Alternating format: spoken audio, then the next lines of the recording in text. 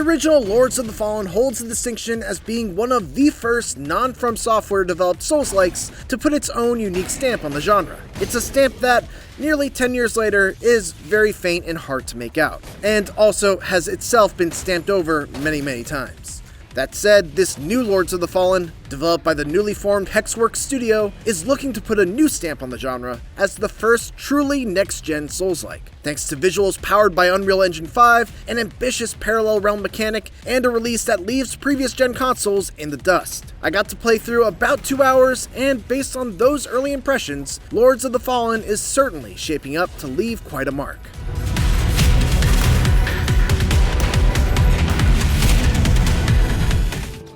My memories of the original Lords of the Fallen have largely faded away, with the exception of one sticking point.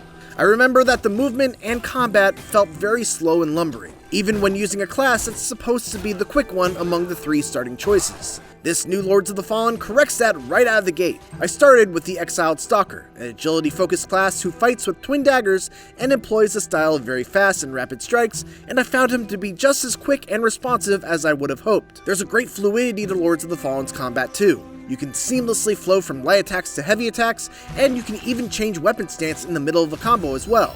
I could start with 2 light attacks, press the stance switch button, and do another light attack, and I'd get a unique strike in which my character seamlessly goes from a dual-wielded slash to a 2-handed thrust. This is even better when you add magic to the equation, as you're able to easily swap between melee and magic attacks even mid-combo.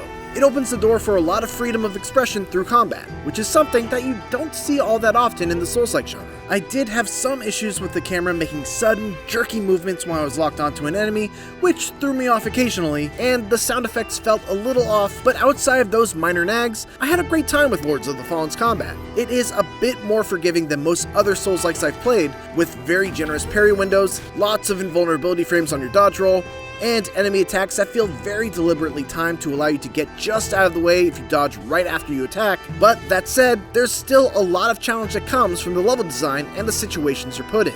One area, Pilgrim's Perch, is built entirely along the side of a mountain, with instant kill falls being a threat at literally every turn. Add on to that the fact that enemies have a nasty habit of hiding behind boxes and then lunging out at you at just the right moment to try to shove you off the edge. But fortunately, you can also turn this to your advantage thanks to both a strong kick that can be executed by pressing in both bumpers at the same time, and a technique called Soul Flay, which allows you to rip the soul out of an enemy and yank it in a direction, causing the body to follow along with it, leading to a very Looney Tunes-esque fall to their death. I also got to try a handful of boss fights that range from the imposing Holy Knight Pieta to the absolutely disgusting beast known as the Bog Lord. Every boss I encountered was a multi-phase battle, with the boss becoming substantially tougher as the fight progressed. After taking enough damage, Pieta, for example, would suddenly sprout wings, giving her access to a devastating dashing attack that left a downpour of heavenly swords in her wake.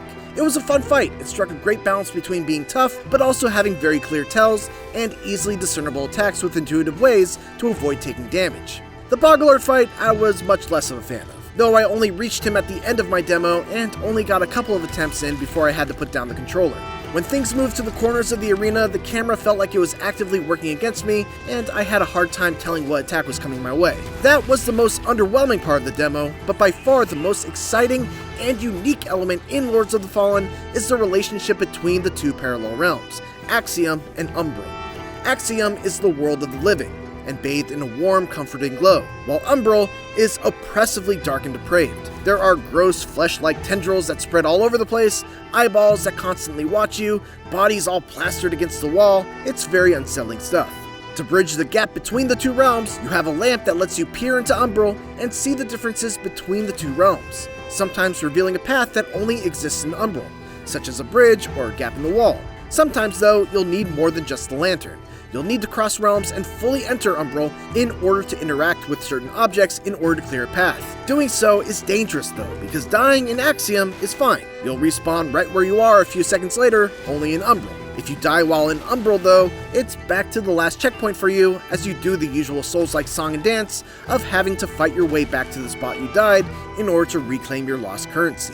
We have a full deep dive going into the Axiom Umbral mechanics, so I won't go into it in too much more detail here. But what stood out to me was that even though the idea of having two parallel but thematically different realms is not a new idea in games, here in Lords of the Fallen, it never feels like a gimmick. Instead, just about every element of the game is enhanced by it. Exploration is more exciting when you have to make that call of whether or not you should make the jump into the Umbral Realm. Combat is much trickier when you must also consider having to use your Lamping Axiom to try to burn away hidden Umbral parasites that make enemies stronger.